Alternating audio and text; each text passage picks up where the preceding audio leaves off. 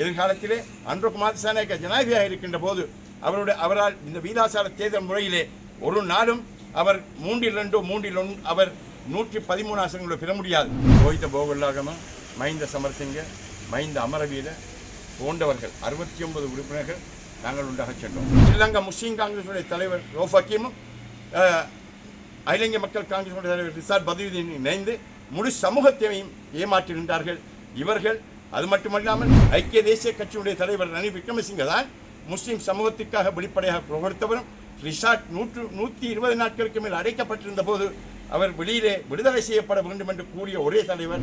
இந்த நாட்டிலே இருக்கின்ற கட்சிகளிலே தலைவர்களிலே எதிர்க்கட்சி தலைவராக இருக்கின்ற சஜித் பிரேமதாசவால் எந்த காலத்திலும் இந்த நாட்டினுடைய ஆட்சிக்கு வர முடியாது என்பதற்கு கட்சியினுடைய நீண்டகால உறுப்பினராக 1989 ஆண்டில் இருந்த போது 2000 ஆண்டு நான் முதலிலே பாராளுமன்றம் செல்கின்ற போது தற்போது இருக்கின்ற எதிர்க்கட்சி தலைவர் சஜித் பிரேமதாச, ரோஹித போகல்லாகம, மஹிந்த சமரசிங்க, மஹிந்த அமரவீர போன்றவர்கள் 69 உறுப்பினர்கள் நாங்கள் உண்டாக சென்றோம்.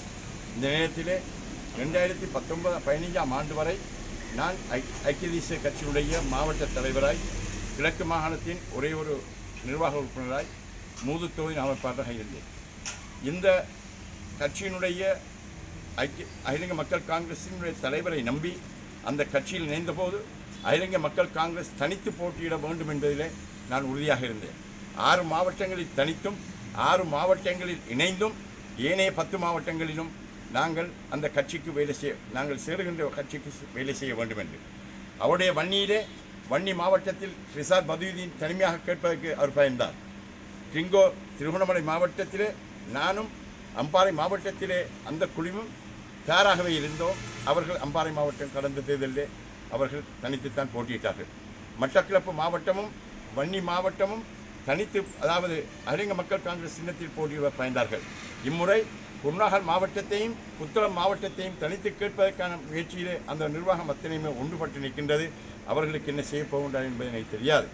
மாறாக அகில இந்திய மக்கள் காங்கிரஸ் தனித்து போட்டியிட்டால் இந்த தேர்தலிலே கூடிய ஆசனங்களை பெற முடியும் என்று நான் கூறினேன். அதனை அவர்கள் ஏற்றுக்கொள்ளவில்லை. இதன் காரணமாக அந்த கட்சியை விட்டு வெளியேறி நான் எனது ஆரம்ப காலத்தில் இருந்த ஐக்கிய தேசிய கட்சியுடன் இணைந்து இம்முறை சிலிண்டர் சின்னத்திலே போட்டியிடுவதற்கு தீர்மானித்திருக்கின்றேன். அது மட்டுமல்ல, இந்த நாட்டிலே இருக்கின்ற கட்சிகளிலே தலைவர்களிலே எதிர்க்கட்சி தலைவராக இருக்கின்ற சஜித் பிரேமதாசவால் எந்த காலத்திலும் இந்த நாட்டினுடைய ஆட்சிக்கு வர முடியாது என்பதற்கு கடந்த 2019 ஆண்டு தேர்தலிலே 55 லட்சம் வாக்குகளை பெறுகின்ற போது ரணில் விக்ரமசிங்கவனுடைய ஐக்கிய தேசிய கட்சியினுடைய வாக்கு வாங்கியிருந்தது. 2020 ஆண்டு பொது தேர்தலிலே அவர் பெற்ற வாக்குகள் 27 லட்சம். ஆனால் பொதுஜன முன்னணி ஜனாதிபதி தேர்தலிலே 69 லட்சமும் பாராளுமன்ற தேர்தலில் 68 லட்சமும் பெற்றார்கள். இந்த 68 லட்சத்துக்கும் 27 லட்சத்துக்கும் இடையிலே 41 லட்சம் வாக்குகளை அவர் குறைவாக பெற்றிருந்தார்.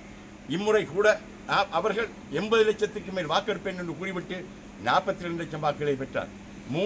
மூன்று தேர்தல்களிலே 2 ஜனாதிபதி தேர்தலிலும் ஒரு பொதுத் தேர்தலிலும் தோல்வி அடைந்த ஒரு தலைமையோடு இணைந்து ஸ்ரீலங்கா முஸ்லீம் காங்கிரசுடைய தலைவர் ரவுஃப் ஹக்கீமும் அகில இந்திய மக்கள் காங்கிரசுடைய தலைவர் ரிசாட் பதுயுதீன் இணைந்து முழு சமூகத்தையும் ஏமாற்றுகின்றார்கள். இவர்கள் அது மட்டுமல்லாமல் சிறுபான்மை சமூகத்திற்கு சோதனை வந்த போதெல்லாம் சஜித் பிரேமதாச போன்ற தலைவர்கள் வாய்மூடி மௌனமாக இருந்தார்கள்.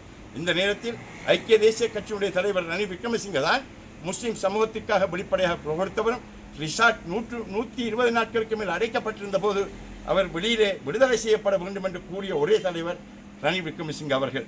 அதன் காரணமாக நன்றி உடையவர்களாக இருக்க வேண்டும். அது மட்டுமல்ல, மிக தெளிவாக பொருளாதார ரீதியாக, சமூக ரீதியாக, இன ரீதியாக அத்தனை விடயத்திலும் தெளிவாக இருக்கின்ற ஒரே தலைமைத்துவம் எங்களுடைய ரணில் விக்ரமசிங்க ஐக்கிய தேசிய கட்சியுடைய தலைவர் அவர்கள். எதிர்காலத்திலே அன்றுகுமார் திசாநாயக்க ஜனாதிபதியாக இருக்கின்ற போது அவரால் இந்த வீதாசார தேர்தல் முறையிலே ஒரு நாளும் அவர் 3-2 அவர் 113 ஆசனங்களை பெற முடியாது. இந்த நேரத்தில் அவர் கட்சிகளுடைய ஆதரவை பெற வேண்டும். அதிலும் ரணில் விக்ரமசிங்கவும் அதில் இருக்கின்ற சில அமைச்சர்களும் அன்றுகுமார் திசாநாயக்க அவர்களுக்கு மிகவும் விருப்பத்துக்குரியவர்களாக, நேர்மையானவர்களாக இனம் கண்டிருக்கின்ற காரணத்தினால் ரணில் விக்ரமசிங்கவை அவர் அழைத்து ஒரு தேசிய அரசாங்கத்தை தான் உருவாக்குவார்கள். அதில் ரணில் விக்ரமசிங்க அவர்கள் நிச்சயமாக பிரதம மந்திரியாக ஆக்கப்படுவார் என்பதிலே எந்த சந்தேகமும் இல்லை.